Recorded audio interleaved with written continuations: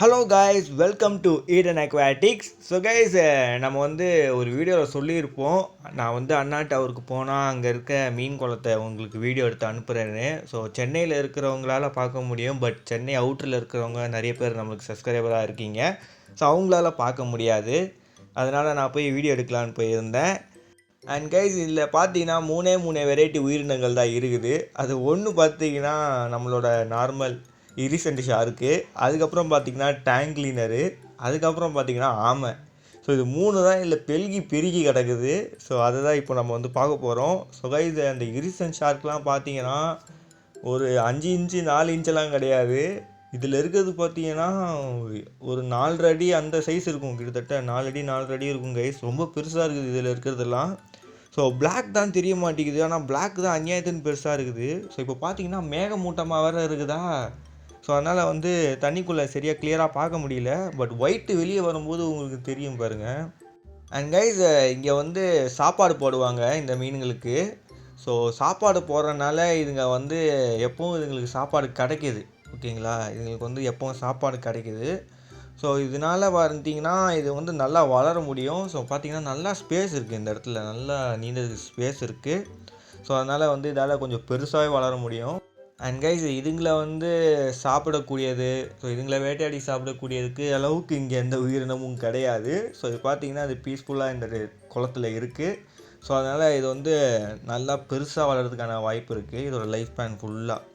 இந்த மீன், இந்த ரெப்டைல்ஸு, சில ரெப்டைல்ஸ்லாம் பார்த்திங்கன்னா அதுங்களுக்கு எவ்வளோ நாள் அது வாழுதோ அவ்வளோ நாள் அது வளரும். ஸோ அது மாதிரி தான் மீனும். ஸோ மீன் பார்த்திங்கன்னா அது வாழ்நாள் ஃபுல்லாக அதுக்கு அதோட போன் வளர்ந்துக்கிட்டே தான் இருக்கும். ஸோ இது பார்த்திங்கன்னா இது வேகமாக வளராது. ஸோ இது அதோட சின்ன வயசுலேருந்து அதோட அடல்ட் வரைக்கும் அது கொஞ்சம் வேகமாக வளர்ந்துடலாம். பட் அதுக்கு வயசு ஆக ஆக பார்த்திங்கன்னா அதோட வளர்ச்சியும் ஸ்லோவாகும்.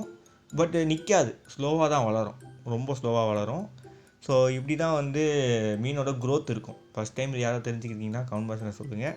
ஸோ இது கேப்டிவிட்டியில் நம்ம வைக்கும்போது கதையே வேறு. இது நேச்சுரல் பாண்டில் வச்சா தான் நல்லாயிருக்கும். கேப்டிவிட்டியில் இங்கே பார்த்திங்கன்னா கதையே வேறு மாதிரி தான் இருக்கும்.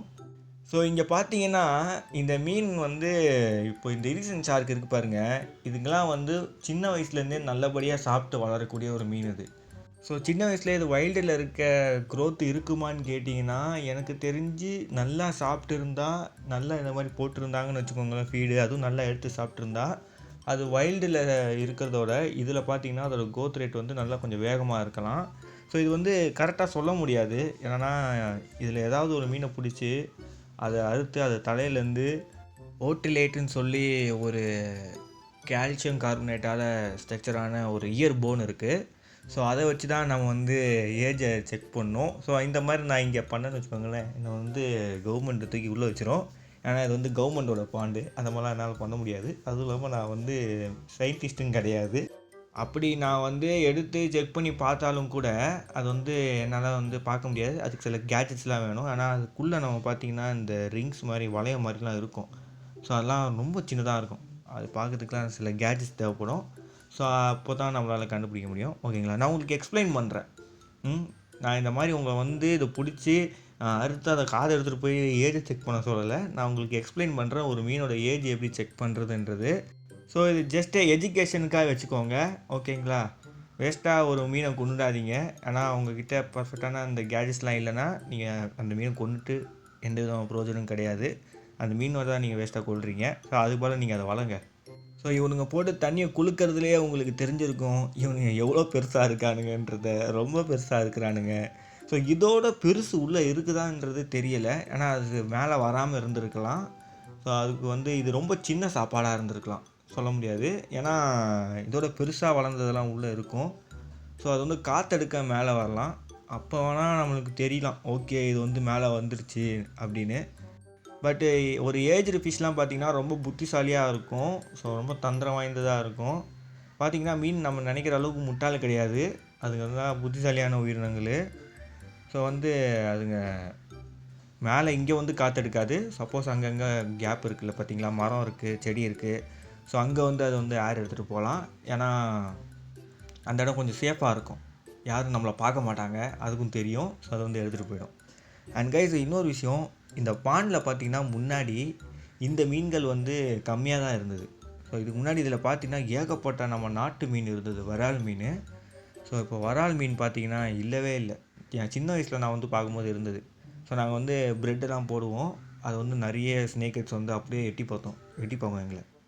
ஸோ இப்போ பார்த்தீங்கன்னா அது இல்லை.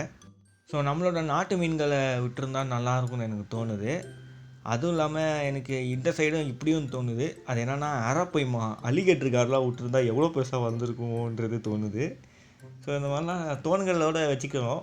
அது ரியாலிட்டியாக திங்க் பண்ண தேவையில்ல. ஓகேங்களா?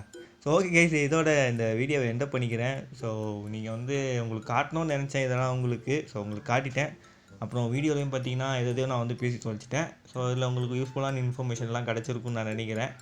ஸோ ஓகே கைஸ், இதோட இந்த வீடியோவை எண்ட் பண்ணிக்கிறேன். So see you next video. Bye bye.